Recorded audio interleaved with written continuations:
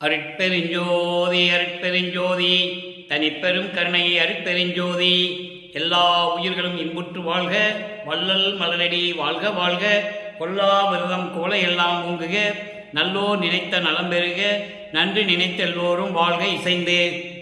உலக மக்களே, அறிவார்ந்த நண்பர்களே, ஆண்மநேய ஒருமைப்பாடுடைய அன்பர்களே, வல்லப்பமனம் கல்லிய திருவுட்பாவில் 3ஆம் திருமுறையில் 3வது பதிகத்தில் இருக்கின்ற இரங்கல் மாலை என்ற பாடலுடைய விளக்கங்களை பார்த்து கொண்டிருக்கிறோம். இரங்கல் மாலை மொத்தம் 31 பாடல்களை கொண்டது.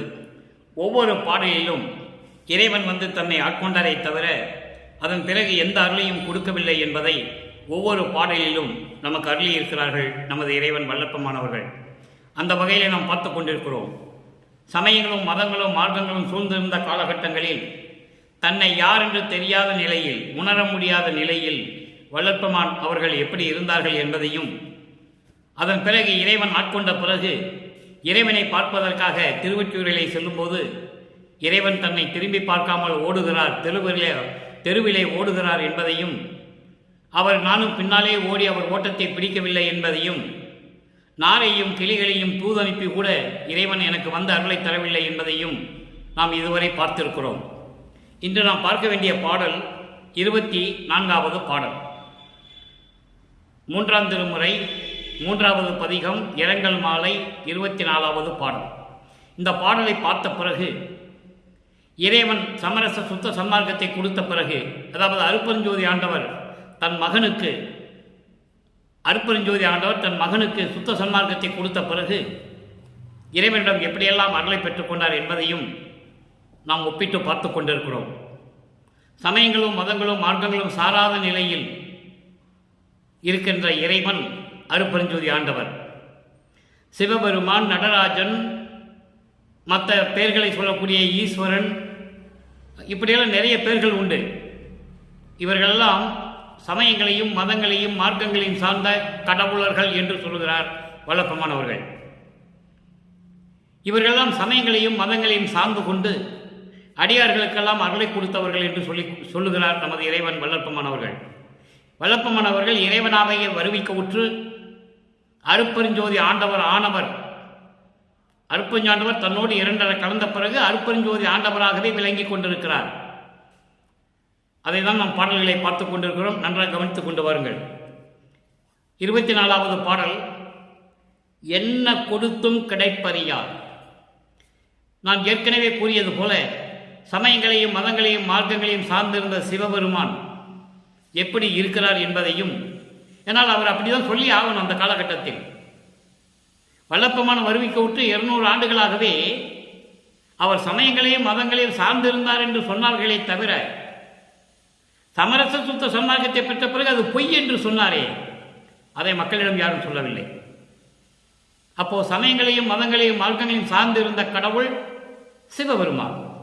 சிவபெருமான் என்று சொல்லுவார்கள், ஈஸ்வரன் என்று சொல்லுவார்கள், தியாகராஜ பெருமான் என்று சொல்லுவார்கள், சிதம்பரத்தில் இருக்கின்ற நடராஜன் என்று சொல்லுவார்கள். நடராஜன் வேறு, நடராஜ பதி வேறு. அது அந்த விளக்கத்தை இன்னைக்கு பார்க்க போகிறோம். நல்லா கவனிச்சுக்கிட்டே வரணும். நீங்கள் இவர்களாம் மலங்களை உடையவர்கள். நடராஜன்லாம் ஆணவ மலை உடையவன். வல்லப்பமான் திருவற்பாவை தெளிவாக கூறியிருக்கிறார்கள். இவர்களெல்லாம் இல்லாத இறைவன் அருட்பெருஞ்சோதி ஆண்டவர். இப்போ இந்த பாடலுடைய விளக்கத்தை பார்க்க போகிறோம். முதல்ல பாடலை படிக்கிறோம், அதன் பிறகு பதவுரை, அதன் பிறகு விளக்க உரை.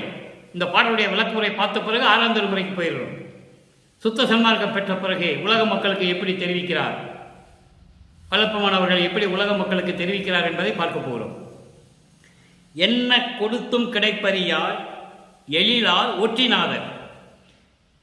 ஒற்றி திருவொற்றியூரில் இருக்கின்ற இறைவன் என்று சொல்லுகிறார். அவங்க இடத்தை இருக்கிற இடத்தெல்லாம் சொல்லுவார்.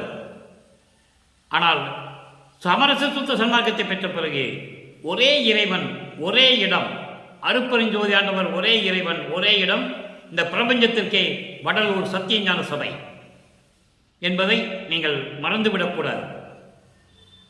எழிலார் ஒற்றிநாதர் என்னை சின்ன வயதில். நல்லா கவனிக்கணும். இப்போ அதனால நம்ம பார்த்துட்டு இருக்கோம்.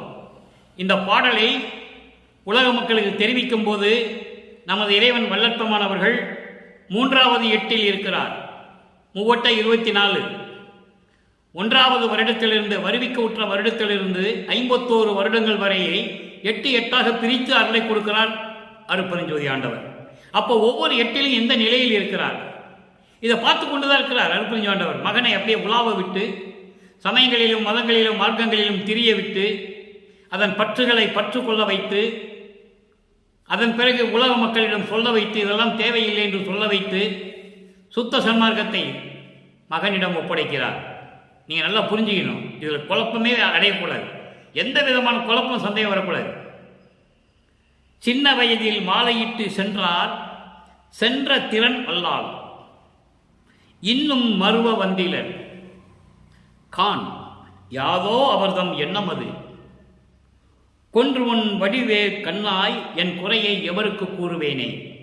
இங்கே தன்னை காதலியாகவும் இறைவனை காதலனாகவும் வர்ணனை செய்து உள்ளத்தை தோழியாக வர்ணனை செய்து தோழியிடம் சொல்லுவது போல உள்ளத்திடம் சொல்லுகிறார், உள்ளத்திடம் சொல்லுவது போல உலக மக்களுக்கு சொல்லுகிறார். அதைத்தான் பார்த்து கொண்டிருக்கிறோம். இப்போ என்ன சொல்றார் பாருங்க, மாலையிட்டாரை தவிர இன்னும் என்னிடம் வந்து சேரவில்லை என்று சொல்கிறார். அப்போ அவர் வாலிப வயது, அவருக்கு வயது இல்லை, வல்லற்பனாவுக்கு வயது இல்லை. ஒரு உருவமாக இந்த மண்ணுலகிலே உலாவிக் கொண்டிருக்கிறார். அவருக்கு ஏது, அவர் இறைவனாச்சு, அவருக்கு ஏது வயது? அதனால தான் வருவிக்கூற்று ஆண்டிலிருந்து நான் கணக்கு சொல்லிக்கிட்டு இருக்கேன். இங்கே என்ன சொல்ற பாருங்க, சின்ன வயதில் மாலையிட்டு சென்றார். சின்ன வயது என்பது 9வது ஆண்டு. 9வது ஆண்டில் தான் தன் மகனை ஆட்கொள்ளுகிறார். அதுவரையில் ஒரு தாயின் கருவறையிலே இருக்கும்போது அங்கே தன் மகனிடம் கொஞ்சி குலாவிய இறைவன் அதன் பிறகு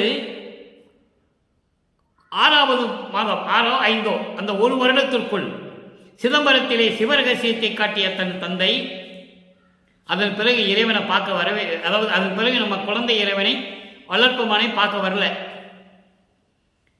அப்போ 9வது ஆண்டில் வருகிறார். அப்போ முதல் ஒரு 8 முடிஞ்சிருச்சு. வருவிக்க விட்டிலிருந்து ஒரு முதல் 8 ஆண்டுகள் முடிந்து விட்டது. அங்கே ஒன்றுமே இல்லை. அந்த 8 ஆண்டில் நமது குழந்தை இறைவன் எப்படியெல்லாம் அலை மோதுகிறார் என்பதை ஒவ்வொரு பாடலிலும் கூறுகிறார். அதுதான் இங்கே சின்ன வயதில் என்னை ஆட்கொண்டு ஆண்டு 6 3 ஆண்டில் ஆட்கொண்டு அருள் கடலை என்று சொல்லுவார்.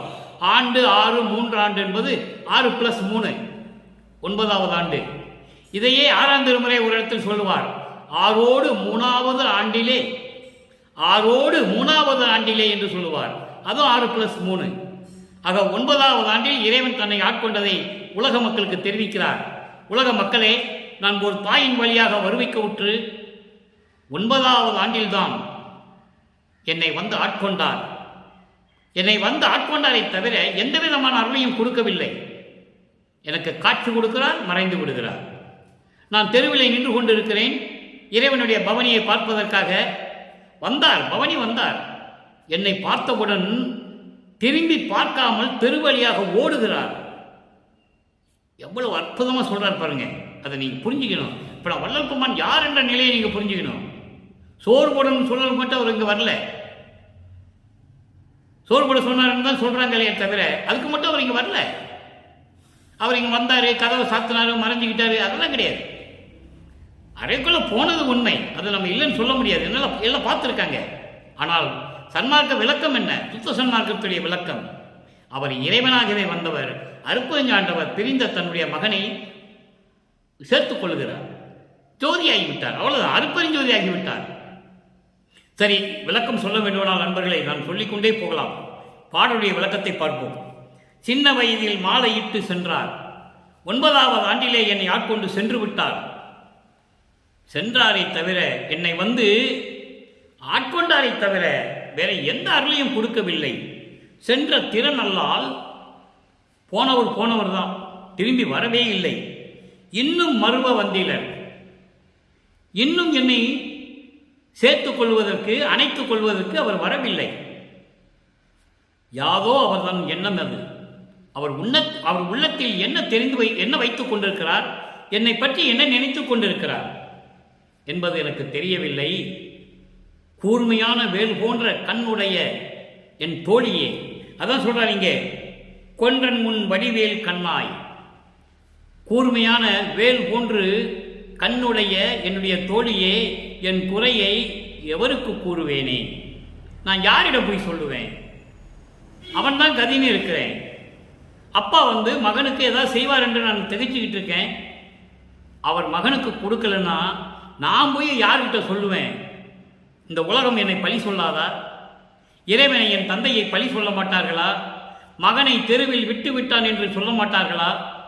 ஒரு பாடலிலே சொல்லுவார், நான் மண்ணுலகத்துக்கு வரும்போதே முடியாது என்று சொன்ன பொழுது, நீ போ மகனே, உனக்கு முன்பருவம் பின்பருவம் காட்டி நான் அருளை கொடுப்பேன் என்று சொன்னேயே தவிர, இப்ப என்னை தெருவில் விட்டு விட்டாயே, எனக்கு ஒன்று பழி இல்லை.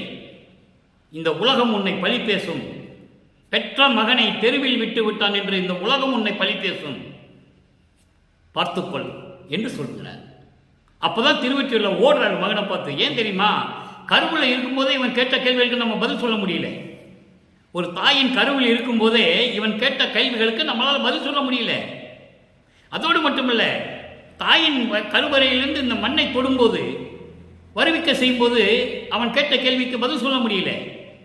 எல்லாம் பாடலில் விளக்கம் இருக்கிறது நண்பர்களே. இதை கற்பனை அல்ல, கதை அல்ல. இங்கே பேசுவதெல்லாம் அதாவது பிரபஞ்சத்தின் உண்மைகளை நமது இறைவன் திருவிற்பாவில் என்ன கூறியிருக்கிறாரோ அது மட்டும்தான் இங்கே விளக்கம் தந்து கொண்டு இருக்கிறேன். திருவிற்பாவிலே எல்லா விளக்கங்களும் உண்டு. அப்போ இப்போ 9 வயதாகி விட்டது. அவனுக்கு 9 ஆண்டுகள் கடந்து விட்டது. இப்போ இவங்கிட்ட மாட்டினோம்னா இவன் கேட்கிற கேள்விக்கு பதில் சொல்ல முடியாது, இன்னும் காலங்கள் இருக்கிறது சொல்லி மகனை பார்க்காம தெருவில் ஓடுறான் சிவபெருமான். இதை உலக மக்களுக்கு யாரும் சொன்னதில்லை. சொன்னாதானே மக்களுக்கு புரியும். அப்போ என்ன கொடுத்தாலும் கிடைப்பறியார், என்ன கொடுத்தாலும் சரி கிடைக்க அரிதான இறைவன், கிடைக்க அரிதான இறைவன். அவர் அழகானவர், திருவொற்றியூரில் இருக்கின்றவர். என்னை 9வது ஆண்டிலே ஆட்கொண்டானே தவிர எந்த அருளையும் கொடுக்கவில்லை. திரும்பி என்னை பார்க்கவில்லை, என்னோடு அணைந்து சேர்ந்து மகிழ்ந்து கொஞ்சவில்லை. அப்படியெல்லாம் இருக்கின்ற இறைவன் அவர் எண்ணத்தில் என்னை பற்றி, அவருடைய உள்ளத்தில் என்னை பற்றி என்ன நினைத்துக் கொண்டிருக்கிறார் என்று எனக்கு தெரியவில்லை. கூறிய வேல் போன்ற கண்களுடைய என் தோழியே, இந்த குறையை நான் யாரிடம் போய் சொல்லுவேன் என்று சொல்லி இந்த பாடலுடைய விளக்கத்தை நமக்கு அருளியிருக்கிறார்கள். ஆக இந்த பாடலின் மூலமாக உலக மக்களுக்கு நமது இறைவன் வல்லப்பெருமான் தெரிவிப்பது என்னவென்றால், உலக மக்களே, சமயங்களும் மதங்களும் மார்க்கங்களும் சார்ந்திருந்த காலகட்டங்களில் என் தந்தை அருட்பெருஞ்சோதி ஆண்டவர் சுத்த சன்மார்க்கத்தை இந்த உலக மக்களுக்கு தெரியப்படுத்துவதற்காக ஒரு தாயின் வழியாக இந்த மண்ணுலகுக்கு வருவிக்க செய்தார். அப்படிப்பட்ட இறைவன் எனது தந்தை 9வது ஆண்டில் என்னை ஆட்கொண்டாரே தவிர எந்த அருளையும் கொடுக்கவில்லை. திரும்பி என்னை பார்க்கவும் வரவில்லை. திரும்பி என்னை பார்க்கவும் வரவில்லை என்று சொல்லும் பொழுது வல்லப்பெருமான் வருவிக்க விட்டு 24 ஆண்டுகளாகிவிட்டது. நல்லா கவனிச்சுக்கணும் நீங்க. அடுத்த 8வது தான் கொடுக்கிறாரு. 25வது ஆண்டிலிருந்து 33 ஆண்டுகளுக்குள் என்னென்ன அருளை கொடுத்தார் என்பதை அடுத்த பதிகத்தில் வரும்போது பார்ப்போம். அப்போ எந்த அருளையும் கொடுக்கவில்லை. அந்த நிலையில் இருக்கும்போதே உலக மக்களே, நான் என்ன செய்வேன்? இந்த குறையை யாரிடம் சொல்லுவேன்? தந்தையே மகனுக்கு அருள் கொடுக்காமல் ஓடிக்கொண்டிருக்கிறார், வரமாட்டேன் என்று சொல்லுகிறார். நான் தேடியும் பார்த்து விட்டேன், கிடைக்கவில்லை. நான் என்ன செய்வேன் உலக மக்களே என்று சொல்லி இந்த பாடலை நாம் கருளி இருக்கிறார்கள். இதே நிலை இந்த பாடலில் கூறப்பட்ட 3 நிலைகளுக்கு சமரச சுத்த சன்மார்க்கத்தை பெற்ற பிறகு உலக மக்களுக்கு என்ன தெரிவிக்கிறார் நமது இறைவன் வல்லற்பெருமான் அவர்கள் என்பதை நீங்கள் புரிந்து கொள்ள வேண்டும். நான் இறைவன் வல்லற்பெருமான் என்று சொல்லுவதை நீங்கள் கவனித்துக் கொண்டே வர வேண்டும்.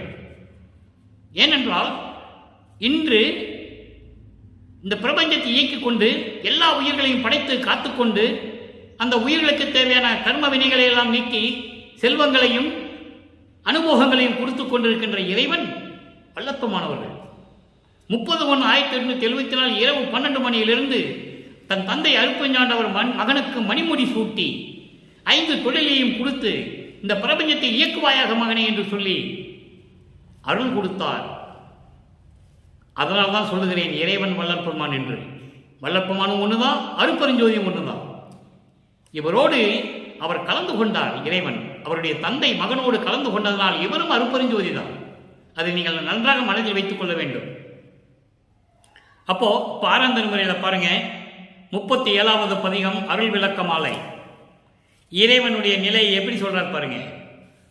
அங்க என்ன சொல்லுவாரு? திருவற்றில் இருக்கின்ற இறைவன், காளை வாகனம் கொண்ட இறைவன், யானை தோலை உடுத்திய இறைவன், இப்படிலாம் சொல்லுவார். ஏன்னா சிவபெருமான் அதில் இருந்தவன்.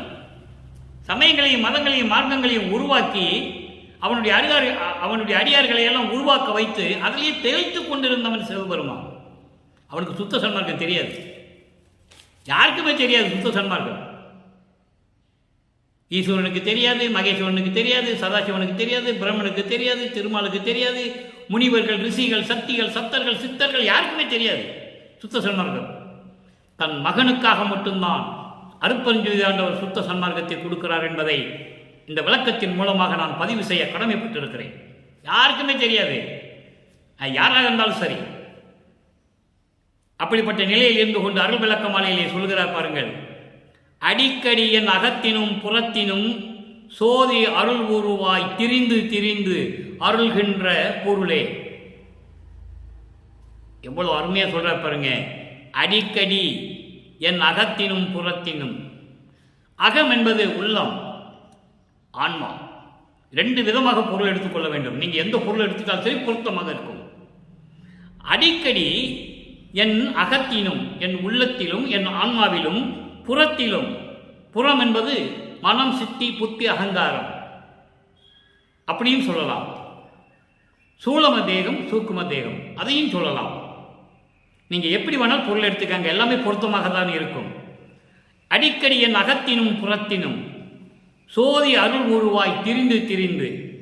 சோதி அருள் உருவாய் என்பது அருட்பெருஞ்சோதி உருவமாக அருட்பெருஞ்சோதியாக வந்து வந்து திரிந்து திரிந்த என்ன திரும்பி வந்து வந்து என்கிட்ட அடிக்கடி வந்து வந்து அருள்கின்ற பொருளே, அருளை கொடுக்கக்கூடிய அருட்பெருஞ்சோதி ஆண்டவரே.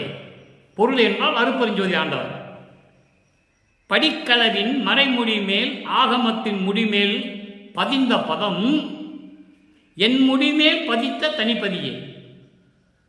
படிக்களவின் என்பது சொல்லி உணர முடியாத நிலை, ஓதி உணர முடியாத நிலை. சொல்லியும் உணர முடியாத நிலையில் இருக்கின்ற மறைமுடி மேல், மறைகளின் விளக்கம், வேதங்களின் விளக்கம். மறை என்பது வேதங்கள், அவருடைய முடிமேல், முடிமேல் என்ற அதனுடைய விளக்கங்களின் மேல், ஆகமத்தின் முடிமேல், சிவநெறி நூல்களின் முடிமேல் பதிந்த பதம். அங்கே பதித்த உனது திருவடியை என் முடிமேல் பதித்த, என் தலையில், என் சிரசு மேல், என் சிரசு மேல் பதித்த தனிப்பதியே. எப்படி சொல்ற பாருங்க, தனிப்பதி. யாரும் சொல்லவில்லை இந்த பிரபஞ்சத்தில் இறைவனை.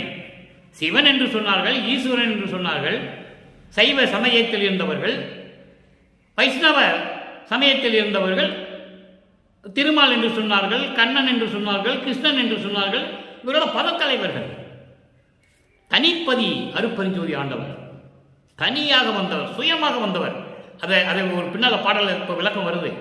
தனிப்பதியை என்பது அருட்பெருஞ்சோதி ஆண்டவரே. பொடி கனக திருமேனி, பொடி கனக திருமேனி. பொடி கனகம் என்பது பொன் துகள்கள். ஒரு பொன்னை, ஒரு தங்கத்தை அப்படியே அர்த்தம்னா தூள் வரும் பாருங்க, அந்த தூள் எப்படி மின்னும். பொடி கனக திருமேனி, தங்க துகள்கள் போன்ற மின்னுகின்ற மேனி. அது என்ன மேனி?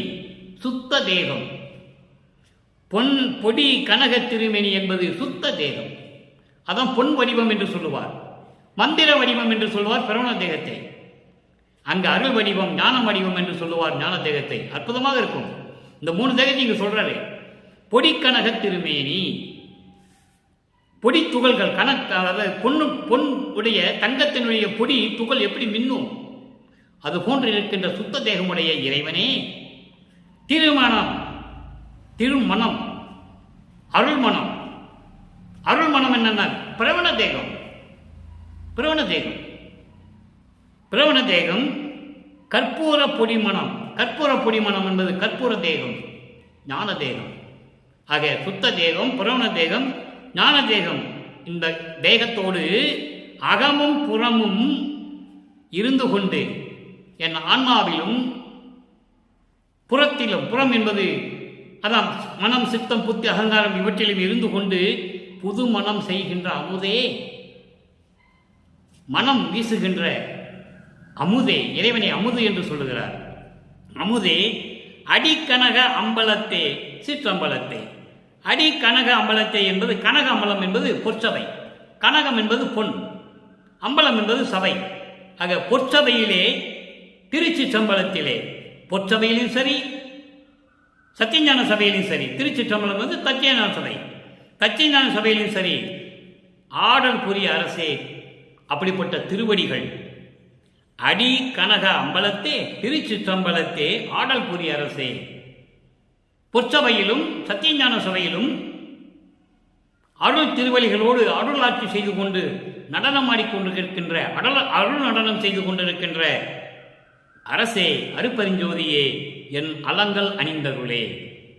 அலங்கள் என்பது நான் சொல்லுவது, சூட்டுவது, பாடுவது, எப்படி வேணால் இங்கே எடுத்துக்கலாம், எல்லாமே இங்கே பொருத்தமாக இருக்கும்.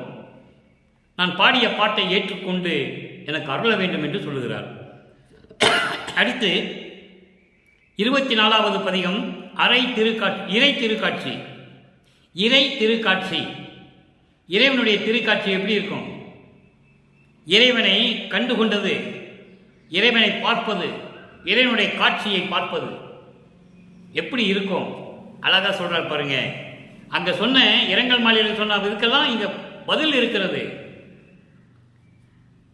என்னை, அதாவது கலை நிறை மதியை, கலை நிறை மதியை, இறைவனை எப்படியெல்லாம் சொல்றாருன்னு நீங்க பார்த்துக்கிட்டே வரணும். விளக்காப்புறம் தரேன். கலை நிறை மதியை, கனலை, செங்கதிரை, ககனத்தை, காற்றினை, அமுதை, நிலை நிறைய அடியை, அடிமூடி தோற்றா நின்மல நிற்குண நிறைவை, மலை அரவு அரும் மலைவு அரும் உள்ளத்தே வயங்கும் மெய்வாழ்வை, வரவு போக்கு அற்ற சின்மயத்தை, அலையறு கருணை தனிப்பெரும் கடலை அன்பில் கண்டுகொண்டேனே. பார்த்துட்டார் இறைவனே, வந்துட்டாரு. எப்படிப்பட்ட இறைவன்? கலை நிறை மதியை. கலை நிறை மதியை என்பது எல்லா கலைகளையும் கொண்ட நிறைவை, எல்லா கலைகளையும் கொண்ட இறைவன். 16 கலைகள் சொல்லுவார்கள். 16 கலைகள், 16 நிலைகள். சரிய கிரிய யோக ஞானம் 16 நிலைகள், 16 கலைகள், இப்படி நிறைய உண்டு. இதிலெல்லாம் பரிபூர்ணமாக விளங்கிக் கொண்டிருக்கின்ற இறைவனை, மதியை, இறைவனை, மெஞ்ஞான அறிவுடைய இறைவனை அப்படின்னு சொல்லலாம். கனலை, கனலை என்றால் நெருப்பு, கனல் என்றால் நெருப்பு, நெருப்பை, செங்கதிரை, செங்கதிரை என்பது ஒளியை, செங்கதிரை, ககனத்தை, எல்லாம் இறைவனே சொல்றாரு. வான் போன்ற இறைவனை, ஆகாயத்தில் இருக்கின்ற இறைவனை, காற்றினை, காற்றினை, அமுதை, நின்மல நிற்குண நிறைவை. நின்மல என்பது மலங்கள் நீங்கியவன், மலங்கள் அற்றவன், ஆணவம், கண்மம், மாயை, மாமாயை, துரோதை, இந்த 5 மலங்கள் இல்லாத இறைவன். அப்புறம் பாருங்க, நிற்குண நிறைவை, என் குணம் கொண்ட இறைவனை, அழிவில்லாத என் குணம் கொண்ட இறைவனை. என் குணம் என்பது தந்தையத்தனாதல், தூய உடம்பினாதல், இயற்கை உணர்வினாதல், முற்றிலும் பாசங்களை இயற்கையாகவே அறுத்தல், முற்றிலும் உணர்தல், முடிவில் ஆற்றல் உடைமை, பேரறிவில் இன்பம் உடைமை, வரம்பில் இன்ப உடைமை, இப்படி 8 குணங்கள் உண்டு இறைவன்.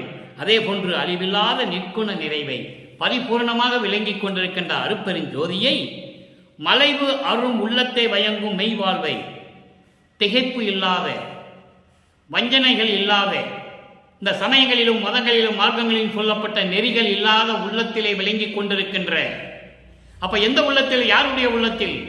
சமரச சுத்த சன்மார்க்கத்தினுடைய உள்ளத்தில் விளங்கிக் கொண்டிருக்கின்ற மெய் வாழ்வை, உண்மையான வாழ்வை, இயற்கை உண்மை விளக்க கடவுளாகிய அருப்பெருஞ்சோதி ஆண்டவரை, வரவு போக்கற்ற சின்மயத்தை, வரவு என்பது பிறப்பு, போக்கு என்பது இறப்பு, பிறப்பும் இறப்பும் இல்லாமல் சுயமாக தோன்றிய இறைவனை, அதான் வரவு போக்கு என்று சொல்லுகிறார். வரவு போக்கற்ற சின்மயத்தை, சுயமாக தோன்றிய இறைவனை, பிறப்பு இறப்பு இல்லாமல் சுயமாக தோன்றிய இறைவனை, அலையறு கருணை தனி பெருங்கடலை.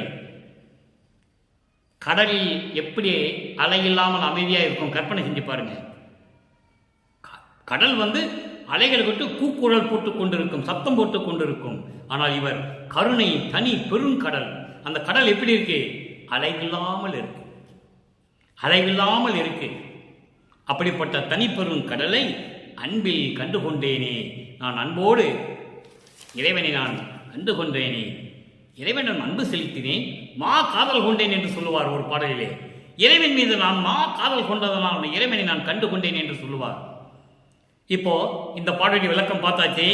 இப்ப பாருங்க, நடராஜபதி மாலை அங்கே மூன்றாம் திருமுறையிலே, அதாவது இரங்கல் மாலையிலே 24வது பாடலில் இருக்கின்ற பாடலுக்கு இங்கே விளக்கம் இருக்கிறது. எல்லாமே 24 தான். அருள் விளக்க மாலையிலே 24வது பாடல் விளக்கம் பார்த்துட்டோம். இறை திருக்காட்சியில 24வது பாடலை விளக்கம் பார்த்துட்டோம். எதுக்கு? அங்கே இரங்கல் மாலை இருக்கின்ற 24வது பாடலுக்கு. இப்ப நடராஜபதி மாலை, நடராஜபதி மாலைன்னு சொன்ன உடனே நீங்க உடனே சிதம்பரம் நடராஜனை நினைச்சிடக்கூடாது. அதான் நான் சொல்ல வரேன். அவன் வேறு, அவன் மலங்கள் உடையவன், சமயங்களையும் மதங்களையும் சார்ந்தவன் நடராஜன். வல்லப்பமன் தெளிவாக சொல்லுகிறார். இவர் நடராஜபதி மாலை என்று ஒரு தலைப்பிட்டதனால் எல்லாம் என்ன நினைச்சிட்டு இருக்காங்கன்னா, வடலூருக்கு போகும்னால சிதம்பரத்துக்கு போயிட்டு வந்துடுவோம், வடலூருக்கு போகும்னால சிதம்பரத்துக்கு போயிட்டு வந்துடுவோம். இப்படியே சொல்லி சொல்லி சொல்லி மக்களிடையே அறிவை மழுக்கி விட்டார்கள். சிவபெருமானும் சரி, எந்த ஈஸ்வரனும் சரி, அவங்கள ஈஸ்வர தத்துவத்தை கொண்டவர்கள்.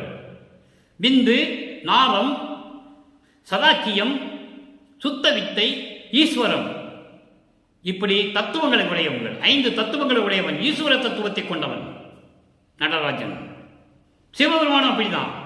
நீங்க சொக்கநாதன் அப்படிதான், தியாகராஜ பெருமான் அப்படிதான். நீங்க அருப்பறிஞ்சி ஓதை ஆண்டவரை தவிர மீதி ஈஸ்வர தத்துவத்தில் வந்தவர்கள் அத்தனை பேருமே 5 தத்துவங்களை கொண்டவர்கள். அவர்தான் விந்து, நாதம், சுத்த வித்தை, சதாக்கியம், ஈஸ்வரம். அவங்கள பதத்தலைவர்கள்.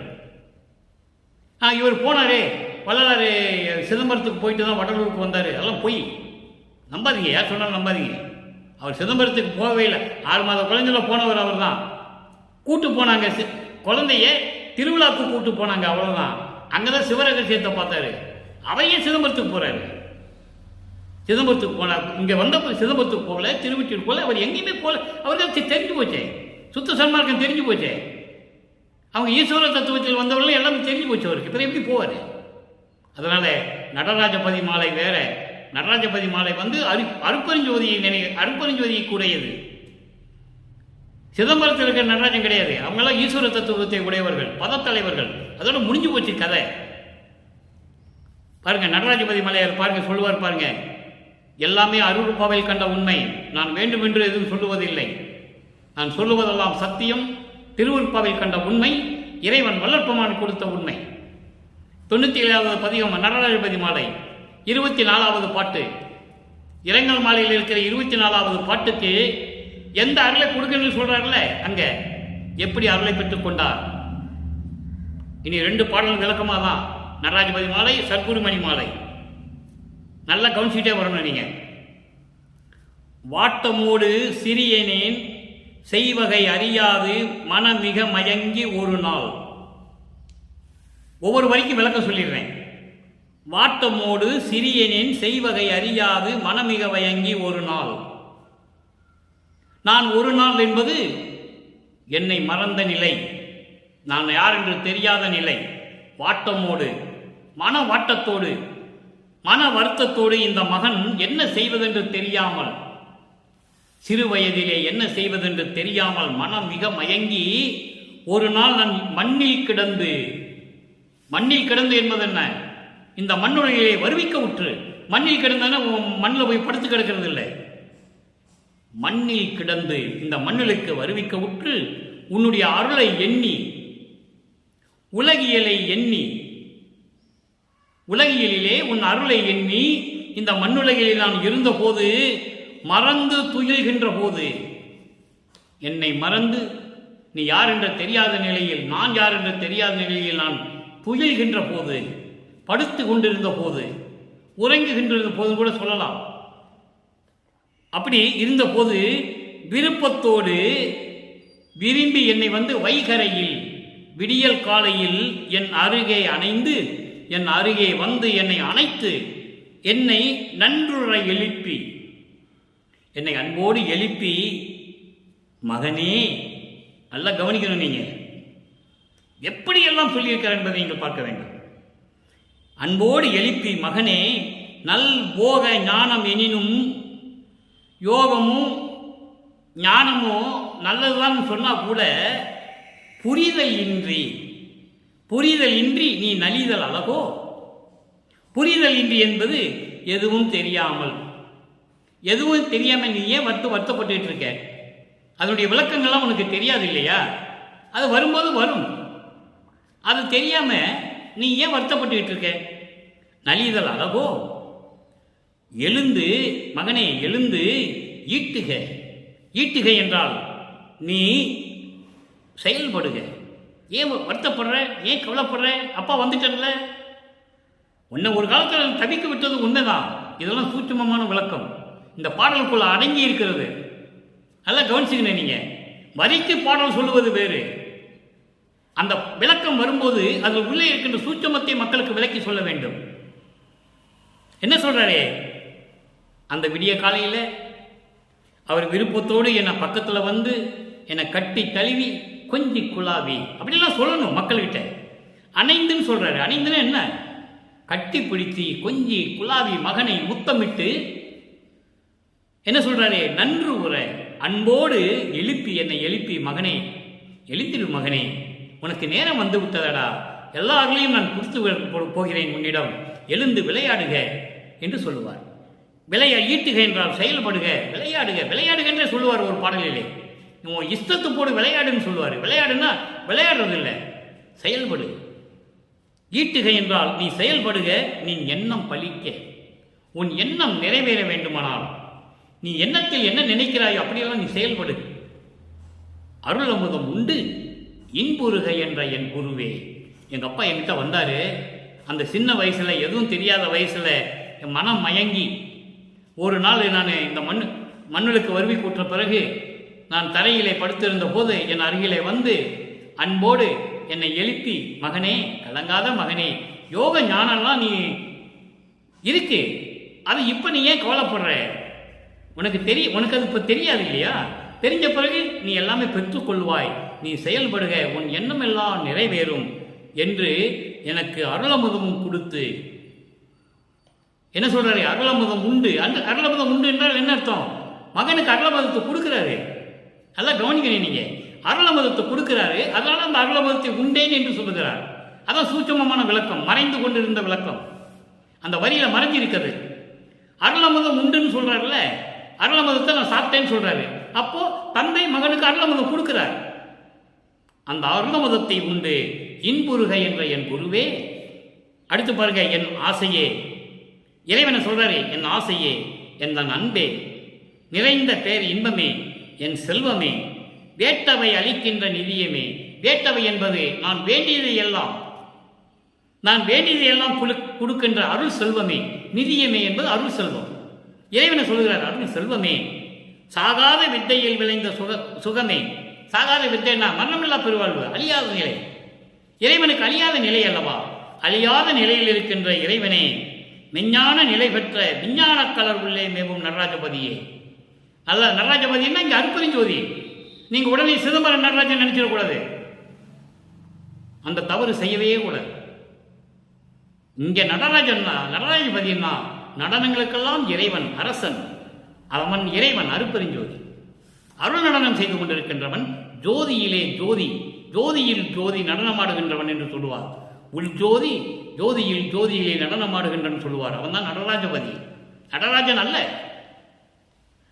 விஞ்ஞான நிலை நின்ற விஞ்ஞான கலர். விஞ்ஞான கலர் என்பது இயற்கை உண்மை.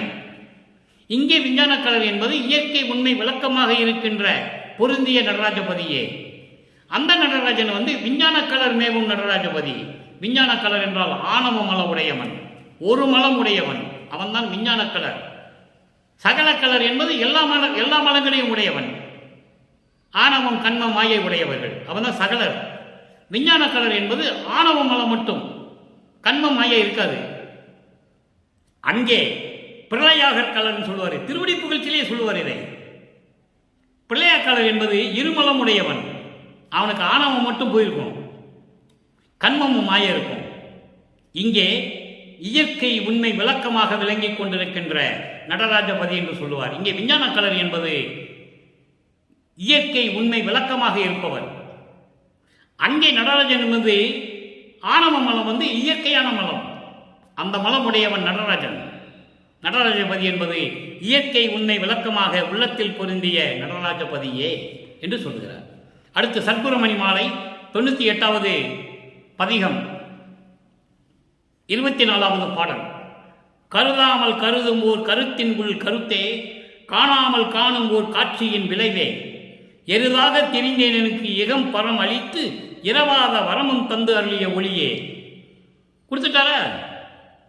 அங்கே இன்று நான் பார்த்த 24வது பாடல் இரங்கல் மாலையிலே எந்த அருளையும் கொடுக்கலன்னு சொல்லுவார். இப்ப எப்படியெல்லாம் அருளை பெற்றுக் கொண்டார்? அப்படி என்றால் என்ன அர்த்தம்? சமரச சுத்த சன்மார்க்கம். அதை சொல்லுவதற்காகத்தானே வருவிக்க விட்டார். இறந்த வரமும் தந்தருளிய ஒளியே, வருதாகம் தவித்திட வந்த தெல்லமுதே, மாணிக்க மலைநடு மருவிய பரமே, தருதானம் உணவு என சாற்றிய பதியே, தனி நடராஜ என் சத்குருமணியே. இது பாடல். விளக்கம் பாருங்க, விரைவாக சொல்றேன், ஏன்னா நேரம் ஓடிக்கொண்டிருக்கிறது. கருதாமல் கருதும் ஓர் கருத்தின் உள் கருத்தே, நினைத்து பார்க்க முடியாத நிலையில் என் உள்ளத்திலே விளங்கிக் கொண்டிருக்கின்ற இறைவனே. கருத்தை என்பது இறைவன், அருப்பெருஞ்சோதி. கருத்தர் என்று சொல்வார். கருத்தர் என்று சொன்னால் அருப்பெருஞ்சோதி ஆண்டவர். நினைத்து பார்க்க முடியாத நிலையில் விளங்கிக் கொண்டிருக்கின்ற என் உள்ளத்தில் விளங்கிக் கொண்டிருக்கின்ற அருப்பெருஞ்சோதி ஆண்டவரே, காணாமல் காணும் ஓர் காட்சியின் விளைவே. காணாமல் காணும், அருவமாகவும் உருவமாகவும் விளங்கிக் கொண்டிருக்கின்ற ஒரு காட்சியின் விளைவே. அப்படியெல்லாம் காட்சி கொடுத்துக் கொண்டிருக்கின்ற எனது இறைவனே, எருதாக தெரிந்த எனக்கு, மாடு போல ஊர் சுட்டுக் கொண்டிருந்த எனக்கு தன்னை தாழ்த்திக் கொள்ளுகிறார். மாடு என்று சொல்லுகிறார் தன்னை. என மாடு எப்படி ஊர் சுத்தி சுத்தி ஒரு தெருவில், அதை மாதிரி நான் சுத்தி கொண்டிருந்தவன் என்று சொல்லுகிறார். மாடு போல தெரிந்த எனக்கு இகம் பரம் அளித்து. இகம் பரம் என்பது இன்மை மறுமை. இன்மை மறுமை என்பது இந்த மண்ணுலகிலும் சரி விண்ணுலகிலும் சரி எனக்கு எல்லா அருளையும் கொடுத்த இறைவன். அற்புதமாக சொல்லுகிறார்.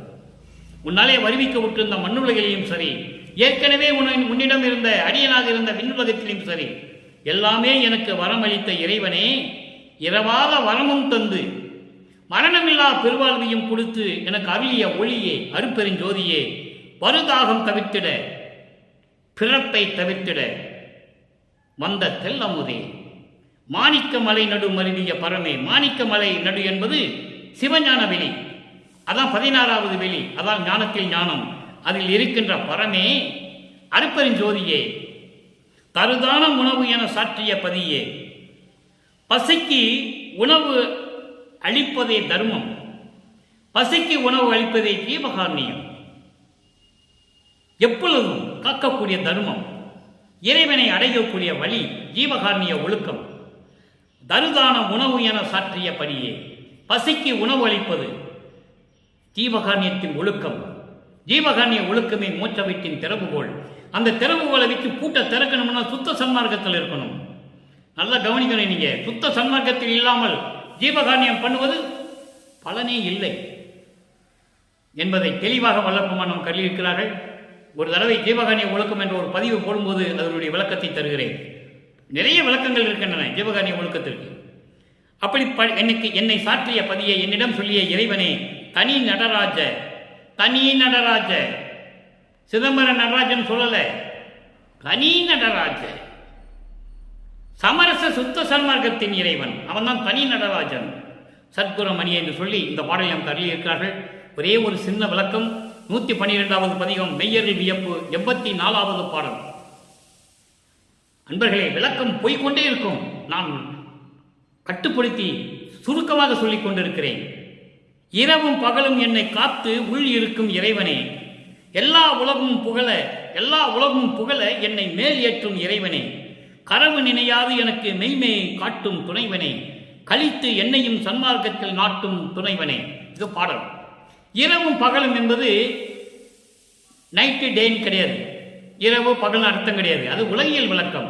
இரவும் பகலும் என்பது எப்பொழுதுமே எப்பொழுதுமே இரவும் பகல் என்று இல்லாமல் எப்பொழுதுமே என்னை காத்து என் உள்ளத்தில் இருக்கும் இறைவனே, எல்லா உலகமும் புகழ எல்லா உலகமும் புகழ என்னை மேலேற்றிய இறைவனே, கடவுள் நிலைக்கு ஏற்றிய இறைவனே. சொல்லிட்டாரா? தன் கடவுள்னு சொல்லிட்டார்ல, அப்ப அவர் தானே வணங்கணும். கனவு நினையாது எனக்கு மெய்மை காட்டும் துணைவனே, எந்த வஞ்சகமும் இல்லாமல், எந்த சூழ்ச்சி இல்லாமல், சூது இல்லாமல் அருப்பெருஞ்சோதியை காட்டிய இறைவனே, துணைவனே. அருப்பெருஞ்சோதி, மெய்மை என்பது அருப்பெருஞ்சோதி. அருப்பெருஞ்சோதியை காட்டும் துணைவனே, கழித்து என்னையும் சன்மார்க்கத்தில் நாட்டும் துணைவனே. எப்படி சொல்ற? கழித்து என்னையும் மன மகிழ்வோடு பேரின்பத்தோடு என்னையும் சன்மார்க்கத்தில் இணைத்த இறைவனே. அப்போ சுத்த சன்மார்க்கம் பெற்ற பிறகுதான் எல்லா அருளையும் பெற்றுக்கொண்டார் என்பதை வல்லப்பெருமான் தெளிவாக நமக்கு அள்ளியிருக்கிறார்கள். ஆக இறைவனால் வருவிக்க உற்றவர், இறைவனாகவே தோன்றும் துணையாக இந்த மண்ணுலகத்தில் இருந்தவர்.